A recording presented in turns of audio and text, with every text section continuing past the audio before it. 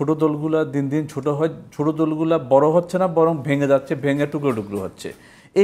এই সংস্কৃতি কেন চেঞ্জ হচ্ছে না? প্রথম জায়গাটা হচ্ছে কি, আমাদের কতগুলো আত্মসমালোচনা দরকার।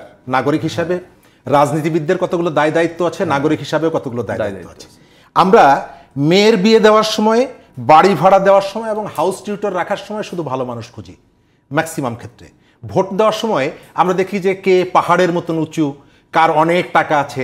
আপনি যে ইমাম সাহেবের পেছনে নামাজ পড়েন, ওই ইমাম সাহেব যদি ভোটে দাঁড়ান, আপনি কিন্তু ইমাম সাহেবের কাছে যাবেন না। আপনি ওই পাড়ার দূর ইমাম সাহেব তো নামাজ পড়ানোর জন্য দায়িত্ব, তার কেন এর মধ্যে আসতে হবে? অর্থাৎ আমি রাজনৈতিক দলকে কিভাবে দেখতে চাই স্টেক হোল্ডার হিসাবে, এই কথাগুলো আমাদের বলা দরকার। আমাদের মধ্যে অন্ধত্ব আছে। আমি যে দলটি করি তার কোনো ত্রুটি দুর্বলতা আমি দেখি না। আমি যে রাজনৈতিক দলে বিশ্বাস করি, সেই রাজনৈতিক দল যত ভুল করে না কেন সেটিকে আমি সমর্থন করি। আপনি এই সময়কালে দেখবেন ফেসবুকে একটা গ্রুপ বেরিয়েছে, মানুষ ঠাট্টা করে তার নাম দিয়েছে আফসোস লীগ।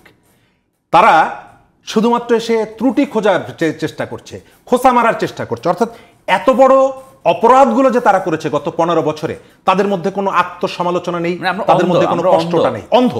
এই অন্ধত্ব থেকে আপনাকে বেরিয়ে আসতে হবে। আপনি যে পরিবর্তনটা চান, অসংখ্য শহীদের রক্তের মধ্য দিয়ে যে পরিবর্তনটা এসেছে, সেই পরিবর্তনের গতিপথ যাতে পাল্টে না যায়। রাজনীতিবিদরা তাদের অসৎ স্বার্থ নিয়ে, কোনো ব্যক্তি অসৎ উদ্দেশ্য নিয়ে এটিকে যাতে পরিবর্তন না করতে পারে। আমি যে শিক্ষার্থীরা রাস্তায় নেমেছিল, তাদের এখন কাজ হচ্ছে ক্লাসে ফিরে যাওয়া এবং যে সময়টা নষ্ট হয়েছে তারা যাতে 1 ঘন্টার জায়গায় অতিরিক্ত আরও 2 ঘন্টা পড়াশোনা করে। তাদের জীবন থেকে যে সময়টা চলে গেছে সেটি কাজে লাগানো, এবং সমাজে গিয়ে এই প্রশ্নটাও জানতে তারা গিয়ে তার পরিবারের কাছে করে, তার বাবার কাছে করে যে তোমার আয়ের সাথে আমার পরিবারের ব্যয়ের সঙ্গতি আছে কিনা।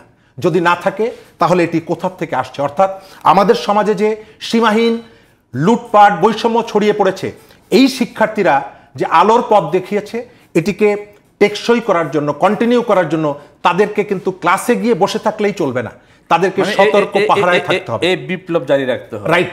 আমরা একদম শেষ দিকে সাদাত হোসেন সেলিম ভাই, কেমন বাংলাদেশ দেখতে চান এই মুহূর্তে, একটু 1 মিনিটে বলেন।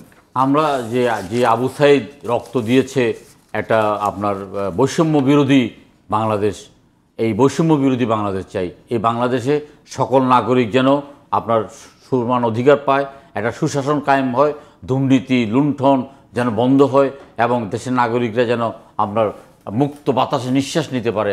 আমরা রাজনীতিবিদরা একটা গুমোট আবহাওয়ার মধ্যে ছিলাম, আতঙ্কের মধ্যে ছিলাম, রাতে বাসায় ঘুমাতে পারি নাই। আমরা নিরাপদে ঘুমাতে চাই, আমরা নিরাপদে আমাদের কর্মস্থলে যেতে চাই, আমরা নিরাপদে আমরা চলতে চাই।